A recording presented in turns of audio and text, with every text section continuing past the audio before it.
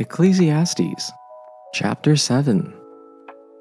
A good name is better than fine perfume, and the day of one's death is better than the day of one's birth.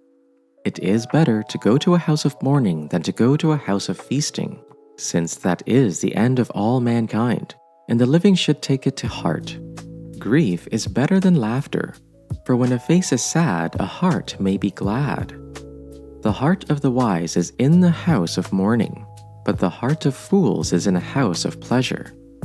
It is better to listen to rebuke from a wise person than to listen to the song of fools. For like the crackling of burning thorns under the pot, so is the laughter of the fool. This too is futile. Surely, the practice of extortion turns a wise person into a fool, and a bribe corrupts the mind. The end of a matter is better than its beginning. A patient spirit is better than a proud spirit. Don't let your spirit rush to be angry, for anger abides in the heart of fools. Don't say, "Why were the former days better than these?" since it is not wise of you to ask this. Wisdom is as good as an inheritance and an advantage to those who see the sun. For the protection of wisdom is like the protection of money, and the advantage of knowledge is that wisdom gives life to the one who possesses it. Consider the work of God. Who can make straight what he has made crooked? In the day of prosperity be joyful, and in the day of adversity consider. God has made the one as well as the other, so that mortals may not find out anything that comes after them. In my vain life I have seen everything. There are righteous people who perish in their righteousness, and there are wicked people who prolong their life in their evil doing. Do not be too righteous and do not act too wise. Why should you destroy yourself? Do not be too wicked and do not be a fool. Why should you die before your time? It is good that you should take hold of the one without letting go of the other, for the one who fears God shall succeed with both. Wisdom gives strength to the wise more than 10 rulers who are in a city. Surely there is no one on earth so righteous as to do good without ever sinning. Do not give heed to everything that people say, or you may hear your servant cursing you. Your heart knows that many times you have yourself cursed others. All this I tested by wisdom, and I said, I am determined to be wise, but this was beyond me. Whatever exists is far off, and most profound, who can discover it? So I turned my mind to understand, to investigate and to search out wisdom and the scheme of things, and to understand the stupidity of wickedness and the madness of folly. I find more bitter than death the woman who is a snare, whose heart is a trap and whose hands are chains. The man who pleases God will escape her, but the sinner she will ensnare. Look, says the teacher, this is what I have discovered.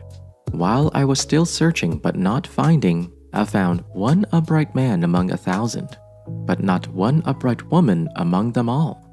This only have I found.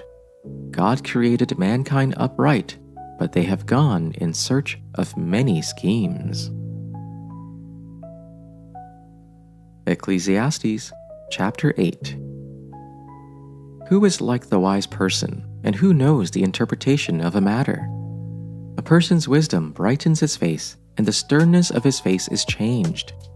Keep the king's command, because of your oath made before God. Do not be in a hurry, leave his presence, and don't persist in a bad cause, since he will do whatever he wants. But the king's word is authoritative, and who can say to him, "What are you doing?" The one who keeps a command will not experience anything harmful, and a wise heart knows the right time and procedure. For every activity there is a right time and procedure, even though a person's troubles are heavy on him. Yet no one knows what will happen, because who can tell him what will happen? No one has power over the wind to restrain the wind, or power over the day of death. There is no discharge from the battle, nor does wickedness deliver those who practice it. All this I observed, applying my mind to all that is done under the sun, while one person exercises authority over another to the other's hurt. Then I saw the wicked approaching to sacrifice. They go in and out of the holy place, and they boast in the city that they have done such things. This also is vanity. Because sentence against an evil deed is not executed speedily, the human heart is fully set to do evil. Though sinners do evil 100 times and prolong their lives, yet I know that it will be well with those who fear God, because they stand in fear before Him. But it will not be well with the wicked, neither will they prolong their days like a shadow, because they do not stand in fear before God. There is something else meaningless that occurs on earth. The righteous who get what the wicked deserve, and the wicked who get what the righteous deserve. This too, I say, is meaningless. So I commend the enjoyment of life, because there is nothing better for a person under the sun than to eat and drink and be glad. Then joy will accompany them in their toil all the days of the life God has given them under the sun. When I applied my mind to know wisdom and to observe the labor that is done on earth, people getting no sleep day or night, then I saw all that God has done. No one can comprehend what goes on under the sun. Despite all their efforts to search it out, no one can discover its meaning. Even if the wise claim they know, they cannot really comprehend it. Ecclesiastes Chapter 9. Indeed, I took all this to heart and explained it all. The righteous, the wise, and their works are in God's hands. People don't know whether to expect love or hate. Everything lies ahead of them. Everything is the same for everyone. There is one fate for the righteous and the wicked, for the good and the bad, for the clean and the unclean, for the one who sacrifices and the one who does not sacrifice. As it is for the good, so also it is for the sinner. As it is for the one who takes an oath, so also for the one who fears an oath. This is an evil in all that is done under the sun. There is one fate for everyone. In addition, the hearts of people are full of evil, and madness is in their hearts while they live. After that, they go to the dead. But there is hope for whoever is joined with all the living, since a live dog is better than a dead lion. For the living know that they will die, but the dead don't know anything. There is no longer a reward for them, because the memory of them is forgotten. Their love, their hate, and their envy have already disappeared, and there is no longer a portion for them in all that is done under the sun. Go, eat your bread with pleasure, and drink your wine with a cheerful heart, for God has already accepted your works. Let your garments always be white, do not let oil be lacking on your head. Enjoy life with the wife whom you love all the days of your vain life that are given you under the sun, because that is your portion in life and in your toil at which you toil under the sun. Whatever your hand finds to do, do with your might, for there is no work or thought or knowledge or wisdom in Sheol, to which you are going. Again, I saw that under the sun the race is not to the swift, nor the battle to the strong, nor bread to the wise, nor riches to the intelligent, nor favor to the skillful, but time and chance happen to them all. For no one can anticipate one's time. Like fish taken in a cruel net, or like birds caught in a snare, so mortals are snared at a time of calamity, when it suddenly falls upon them. I have also seen this example of wisdom under the sun, and it seemed great to me. There was a little city with few people in it. A great king came against it and besieged it, building great siege works against it.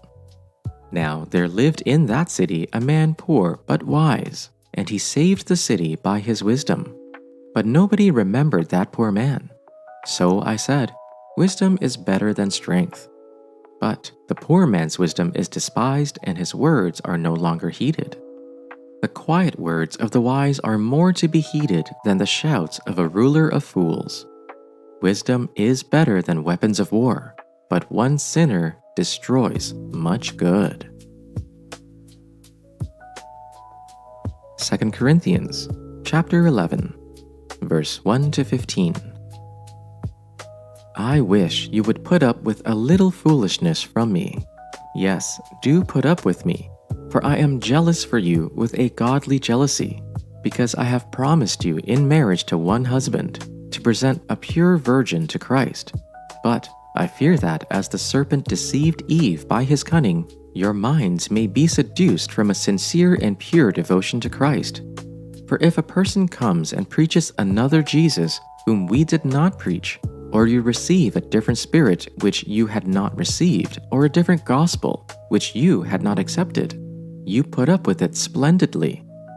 Now I consider myself in no way inferior to those super apostles. Even if I am untrained in public speaking, I am certainly not untrained in knowledge. Indeed, we have in every way made that clear to you, in everything. Or did I commit a sin by humbling myself so that you might be exalted, because I preached the gospel of God to you free of charge? I robbed other churches by taking pay from them to minister to you. When I was present with you and in need, I did not burden anyone, since the brothers who came from Macedonia supplied my needs. I have kept myself and will keep myself from burdening you in any way. As the truth of Christ is in me, this boasting of mine will not be stopped in the regions of Achaia. Why? Because I don't love you? God knows I do. But I will continue to do what I am doing, in order to deny an opportunity to those who want to be regarded as our equals in what they boast about. For such people are false apostles, deceitful workers disguising themselves as apostles of Christ. And no wonder, even Satan disguises himself as an angel of light. So it is not strange if his ministers also disguise themselves as ministers of righteousness. Their end will match their deeds.